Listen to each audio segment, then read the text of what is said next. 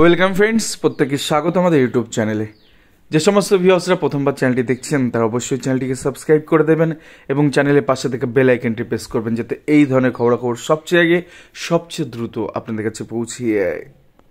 তো আজকে মহামান্য হাইকোর্টের জোড়া 5% মামলা কিন্তু শুনানি হওয়ার সম্ভাবনা রয়েছে। তার কারণ গতদিন যে মামলাটা শুনানি হয়েছিল মিজানুর রহমান, তো সেই ক্ষেত্রে নট টুডে করা হয়েছিল। তো সেই মামলাটা কার্যত 248 নম্বর মান্থলি কম্বাইন্ড লিস্টে রয়েছে। তো আজকে 250 থেকে জাস্টিস বিশ্বজিৎ বায়ুসা তিনি ধরবেন। তো কার্যত সেই জায়গা থেকে সেই মামলা গত শুক্রবার নট টুডে করার ফলে এই সোমবার মানে আজকের দিনে দাঁড়িয়ে সেই মামলা কিন্তু হওয়ার সম্ভাবনা রয়েছে।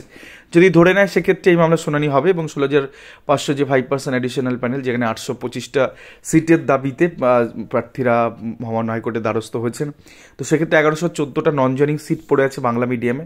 সেক্ষেত্রে 825টা সিট আদৌ প্রাথমিক শিক্ষা পর্ষদ দেয় কি দেয় না, বা মহামান্য হাইকোর্ট কী অর্ডার করে সেদিকে আমাদের নজর থাকবে। তার পাশাপাশি আপনারা জানেন 11,765 যে 5% মামলা, সেটাও কিন্তু সব্যসাচী 7 সম্ভবত তার মামলা।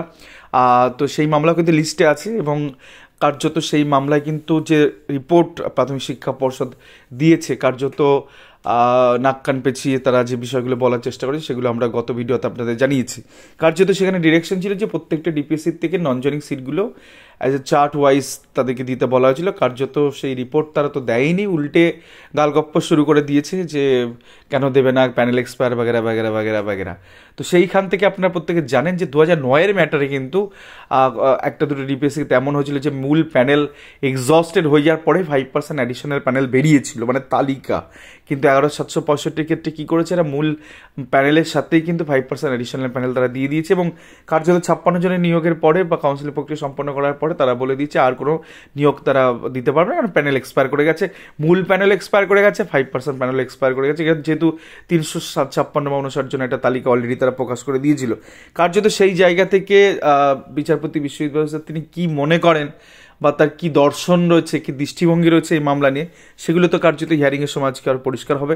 তো দুটি মামলা 5% অ্যাডিশনাল প্যানেল মামলা কিন্তু আজকে দুটি রিক্রুটমেন্টের, আর সেক্ষেত্রে আজকে শুনানির জন্য রয়েছে। আর অনেকেই প্রশ্ন করেন যে 42,949 5% প্যানেলের কোনো আপডেট আসছে না কেন। তো কার্যত বলে দিই, মূল যে মামলা 23,798/2022 যে মামলা, সেই মামলাতে প্রায় 35টির বেশি অর্ডার হয়েছে এবং কার্যত যেদিন স্কুল সার্ভিস কমিশনের চাকরি বাতিল হলো 26,000, সেই দিন লাস্ট হিয়ারিং ওই দিনকে হয়েছিল এবং জাস্টিস রাজাশেখর মান্তা স্যারের ঘরে সেই মামলা হয়েছিল এবং কার্যত তিনি যেটা করতে চাইছিলেন সেটা হচ্ছে ফিজিক্যালি আমি ছিলাম কোর্টরুমে। তো সেদিনকে যে ঘটনাটা ঘটে সেটা হচ্ছে 2009-এর মতন 42,949 5% সিট, অর্থাৎ 2150টা সিটে কার্যত মান্তা সাহেব যেটা করতে চাইছিলেন যে একটা কাট অফ ডেট ফিক্স করে, মানে ওই দিনটাই লাস্ট কাট অফ ডেট এবং তার মধ্যে যারা মামলা করেছিলেন তাদের চাকরি দিতেন, বা তার মধ্যে থেকে মেরিটের ভিত্তিতে হয়তো 2150 সিটে বা সকলকে হয়তো দিয়ে দিতে পারতেন। সেক্ষেত্রে বাদ সাধেন সুবীর সান্যালবাবু, তার একটাই মন্তব্য যে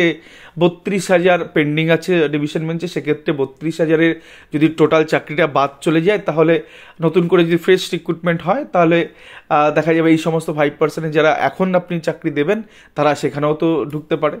তো ইনফ্রাকচার্স হয়ে যেতে পারে গোটা বিষয়টা। তো কার্যত তিনি সেটা শুনে তিনি যেটা বলেন যে ম্যাট 873 অর্থাৎ 32,000 চাকরি বাতিল মামলার শুনানি সম্পন্ন হয়ে যাওয়ার পর, ডিভিশন বেঞ্চে শুনানি সম্পন্ন হয়ে যাওয়ার পর 42,949-এর 5% প্যানেল মামলা আবার শুনানির জন্য আসবে। তো কার্যত ওই জন্য আটকে আছে।